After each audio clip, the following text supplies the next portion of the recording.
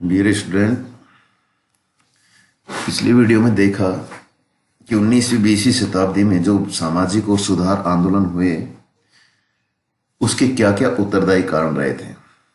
ये सब हम देख चुके थे, जिसमें हम पश्चिमी सभ्यता के संपर्क में आकर किस प्रकार सुधार कर सकते हैं, अंग्रेजी शिक्षा का हमारे ऊपर क्या प्रभाव पड़ा था।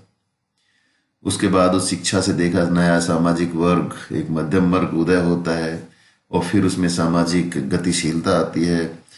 फिर ईसाई मिशनरियों ने भी कुछ सुधार के महत्वपूर्ण कार्य किए थे और उसके बाद जो कुछ बुद्धिजीवी अंग्रेज थे उन लोगों ने भी कुछ यहाँ की कुप्रथाओं के लिए लड़ा और यहाँ के लोगों का सहयोग लेकर दूर करने का प्रयास किया गया। उसके बाद समाचार पत्रों की भूमिका भी रही थी, जिसके बाद एक राष्ट्रीयता की भावना का विकास होता है और फिर यहाँ के जो भी सुधारक थे उन लोगों ने उस चीज को भुनाया और वो लोग आगे बढ़े। तो कहीं ना कहीं प्रेरणा पाश्चात्य सभ्यता से भी यहाँ मिलती है। उसके बाद हम देखते हैं कि जो सुधार आंदोलन की जो बयार थी वो कहीं ना कहीं शुरू होती है बंगाल से, क्योंकि शुरुआती दौर में हम जितने भी सुधारकों को देखते हैं वो बंगाल से निकले थे। तो आज का हमारा टॉपिक भी यही होगा कि बंगाल में सुधार आंदोलन, और इसकी शुरुआत हम कहीं ना कहीं विलियम डैराजियो से करेंगे और उसके बाद पूरा विस्तार से हम राजा राम मोहन राय के बारे में पढ़ेंगे।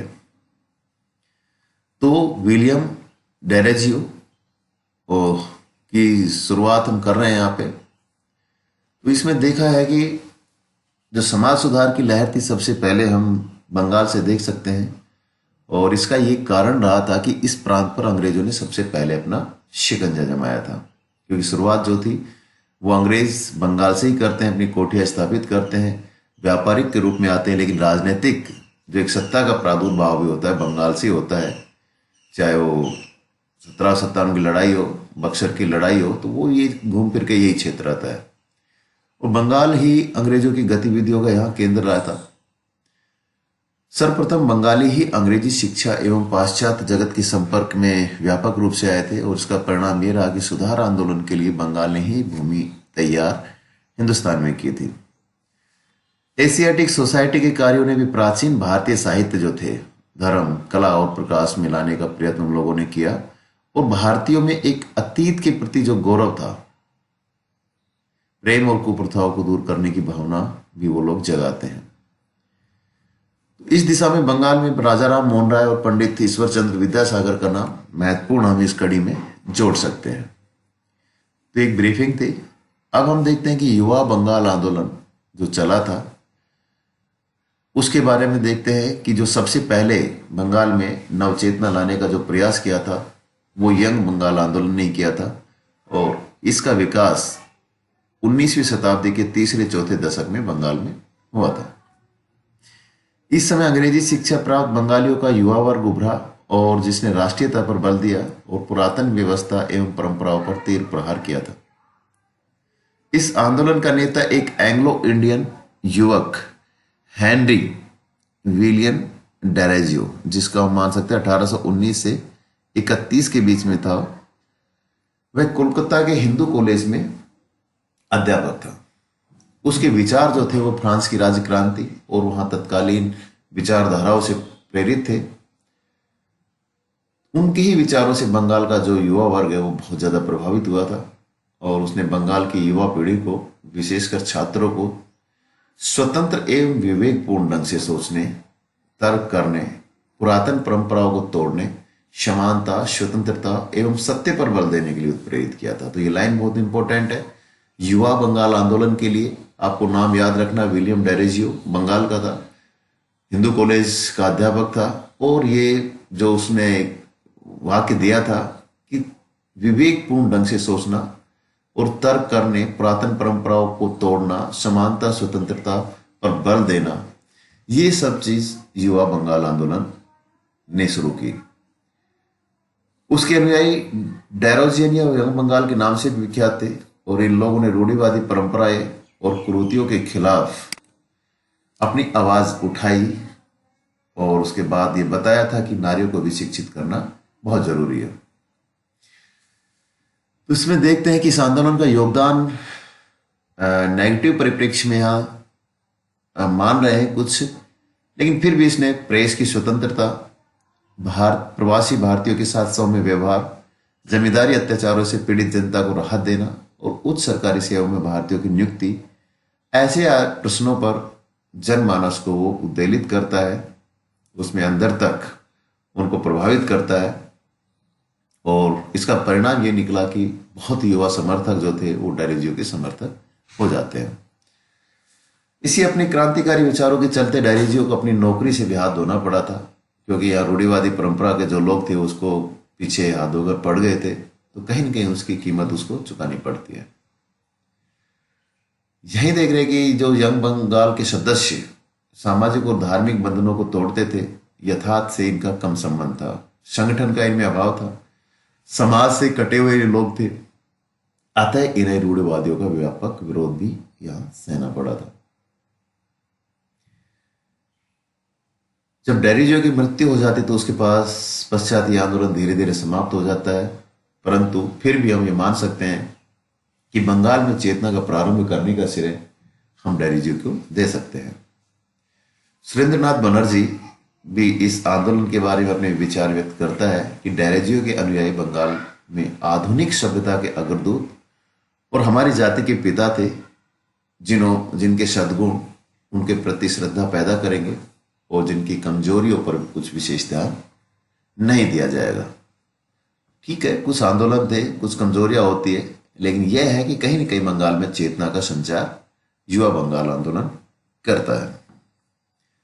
इसके बाद हम आते हैं ब्रह्म समाज, जो राजा राम मोहन राय, जिसको हम भारतीय सुधार आंदोलन के प्रवर्तक के रूप में भी यहां देखते हैं।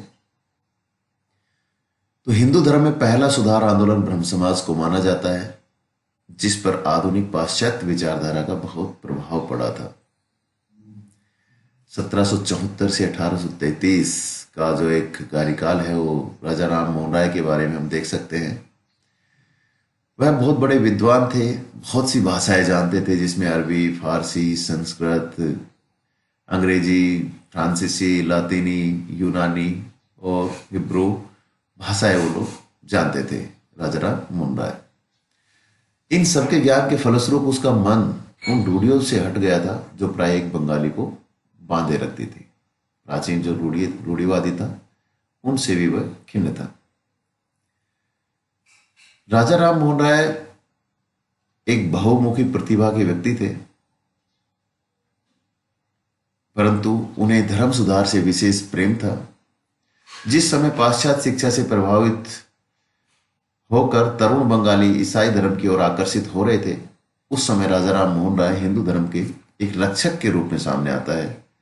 और एक और उन्होंने पादरी प्रचारकों के विरुद्ध हिंदुओं की रक्षा की, तो दूसरी ओर हिंदू धर्म में आए झूठ और अंधविश्वासों को दूर करने का प्रयत्न भी उसने किया था। 15 वर्ष की अवस्था में ही उन्होंने मूर्ति पूजा की भी आलोचना की और अपने पक्ष को वेदों के द्वारा सिद्ध करने का प्रयत्न भी उसने किया। उन्होंने हिंदू धर्म के सिद्धांतों की पुनर्व्याख्या की और अपनी मानव सेवा के लिए उपनिषदों से पर्याप्त मात्रा में आधार खोज निकाले थे। उन्होंने ईसाई मत को अस्वीकार कर दिया था और महात्मा यीशु के देवत्व को भी उसने स्वीकार नहीं किया था, परंतु यूरोपियन मानवतावाद को वह अवश्य स्वीकार करता है। जो मानवतावाद का सिद्धांत था यूरोपियन पुनर्जागरण में, उसको स्वीकार करता है। सामाजिक क्षेत्र में हिंदू समाज की कुरीतियां, सती प्रथा, बहुपत्नी प्रथा, वैश्यागमन, जाति प्रथा इत्यादि का वह विरोध करता है और इनमें काफी कुछ अभी भी चल रही है। उन्होंने विधवा पुनर्विवाह का समर्थन किया। तो इस प्रकार पूर्व एवं पश्चिम के बीच एक समन्वय स्थापित करने का प्रयास राजा राम मोहन राय करता है। यही कारण रहा कि आज भी लोग उन्हें आधुनिक भारत का अग्रदूत, देश का पथ प्रदर्शक मानते हैं, क्योंकि वह अन्वेषणा की भावना के, ज्ञान पिपासा के और मानवतावाद के प्रतीक माने जाते थे, जिनको वह भारतीय परिस्थितियों में ही प्राप्त करना चाहते थे। डॉक्टर मैक्निकोल के अनुसार वह एक नवीन युग के अग्रदूत थे और उसकी जलाई हुई ज्वाला आज तक कहीं न कहीं जल रही है। खैर, उसके बाद राजा राम मोहन राय 1828 ईस्वी में ब्रह्म समाज की स्थापना करते हैं और 1830 ईस्वी में उसके लिखे हुए प्रन्यास कर्मपत्र ट्रस्ट डीड में इस समाज का उद्देश्य शाश्वत सर्वाधार अपरिवर्त इंद्र की पूजा है, जो सारे विश्व का कर्ता और रक्षक है। एक नया भवन के न्यासी मंडल को दे दिया गया, जिसमें मूर्ति पूजा तथा बलि देने की अनुमति नहीं दी गई थी। उनके जो उपदेश थे, उनका तात्पर्य भी सभी धर्मों में आपसी एकता के बंधन को सुदृढ़ करना था। राजा राम मोहन राय स्वयं हिंदू ही रहे और यज्ञोपवीत पहनते रहे, परंतु 1833 ईस्वी में उसने इंग्लैंड में अकाल मृत्यु के कारण समाज का मार्गदर्शन नहीं रहा और सने सने उसमें शिथिलता आ जाती है। तो ये एक राजा राम मोहन राय का हम कह सकते हैं, उसने कुछ पुस्तकों की भी रचना की थी, जिसमें 1819 9 ईस्वी में पुस्तक थी एकेश्वरवादियों का उपहार, जिसको हम तोहफत उल मुहिद्दीन कह सकते हैं, और वो फारसी भाषा में थी, जिसमें वह एकेश्वरवाद पर यहाँ बल देता है। वह ईस्ट इंडिया की कंपनी में नौकरी करता है एक अधिकारी के रूप में। बाद में डिग्बी के संपर्क में आकर वो कंपनी की सेवा करता है। बाद में वो उस नौकरी को छोड़ देता है और फिर कलकत्ता में वो निवास करता है। 1815 ईस्वी में आत्मीय सभा की स्थापना करता है, जिसमें सभी धार्मिक विषयों पर चर्चा कहीं न कहीं होती थी। और 1815 के बाद राजा राम मोहन राय पूरी तरह से सामाजिक धार्मिक सुधार कार्यों में व्यस्त हो जाता है और उसके बाद उन्होंने मूर्ति पूजा की आलोचना की, एकेश्वरवाद एवं तर्क पर बल दिया, जाति प्रथा एवं छुआछूत की निंदा की तथा स्त्रियों की दशा सुधारने एवं शैक्षणिक विकास के लिए वह प्रयत्न करता है। अपने विचारों से अन्य व्यक्तियों को परिचित कराने के लिए उन्होंने वेदों और प्रमुख उपनिषदों का बंगाली भाषा में अनुवाद भी किया है। अनेक पुस्तकों एवं पत्र पत्रिकाओं के सहारे भी उन्होंने बंगाल की जनता का ध्यान अपनी तरफ आकृष्ट किया और इसी परिप्रेक्ष्य में 1820 ईस्वी में उसने अपनी दूसरी पुस्तक प्रिसेप्ट्स ऑफ जीसस लंदन से जॉन डिग्बी के प्रयासों से प्रकाशित की और इसी में बाद वो 1828 में कहीं कहीं 1829 भी मिलता है, वो ब्रह्म समाज की स्थापना करता है। इससे उन्होंने अनेक सामाजिक और शैक्षणिक सुधार भी किए और उनके इन कार्यों से अनेक हिंदू एवं ईसाई, यहां तक कि उनके परिवार वाले भी उनके कट्टर विरोधी हो गए थे, परंतु वे अपना काम करते रहे और 1830 ईस्वी में वे इंग्लैंड चले जाते हैं, जहां पर ब्रिस्टल में डॉक्टर कॉरपेंटर के निवास स्थल पर उसकी मृत्यु हो जाती है। तो उसके प्रमुख जो धर्म सुधार थे आंदोलन, उसमें हम ब्रह्म समाज देखा है, आत्मीय समाज देखा है, कुछ सामाजिक सुधार, सती प्रथा को लेके 1829 ईस्वी में कानून बनाया जाता है, विलियम बेंटिंग के साथ मिलकर उसको दूर करते हैं। शिक्षा एवं साहित्य के क्षेत्र में भी उनका हम बहुत बड़ा योगदान देख सकते हैं, क्योंकि उन्होंने अपने खर्चे से एक अंग्रेजी स्कूल भी 1817 ईस्वी में स्थापित किया था। कलकत्ता में हिंदू कॉलेज की स्थापना वो डेविड हेयर के माध्यम से करता है और 1825 में कलकत्ता में भी एक वेदांत कॉलेज की स्थापना उसके द्वारा की गई थी। 1821 ईस्वी में एक साप्ताहिक पत्रिका संवाद कौमुदी का प्रकाशन भी वो कहीं न कहीं करवाता है। तो शिक्षा और साहित्य के क्षेत्र में उसका काफी योगदान हम देख सकते हैं। राजनीतिक क्षेत्र में भी देखते हैं कि राजा राम मोहन राय पाश्चात्य दर्शन और अंग्रेजी शासन से अत्यंत प्रभावित थे, फिर भी उसने राष्ट्रीय चेतना की भावना भरी हुई थी और उनके धार्मिक सामाजिक सुधार का एक ही लक्ष्य था, राजनीतिक उत्थान भी कहीं न कहीं उसमें शामिल था। उन्होंने बंगाल के किसानों को भूस्वामियों के अत्याचार से मुक्त कराने के लिए, किसानों के लिए लगानों की राशि तय करने के लिए, ईस्ट इंडिया कंपनी के व्यापारिक अधिकारों को समाप्त करने, भारतीय वस्तुओं पर से निर्यात शुल्क कम करने, उच्च सेवाओं के भारतीयकरण, न्यायिक स्वतंत्रता एवं समानता, कार्यपालिका और न्यायपालिका की शक्तियों का पृथकीकरण, मुकदमों की सुनवाई के लिए जूरी की व्यवस्था और प्रेस की स्वतंत्रता एवं व्यक्तिगत स्वतंत्रता समानता जैसे महत्वपूर्ण प्रश्नों को भी वो राजनीतिक क्षेत्र में कहीं न कहीं उठाता है। तो राजनीतिक दर्शन भी उसका बहुत महत्वपूर्ण यहाँ कह सकते हैं। अगला राजा राम मोहन राय का हम देखते हैं कि अंतर्राष्ट्रीय और राष्ट्रों के बीच सहयोग के समर्थक के रूप में भी इसको देख सकते हैं,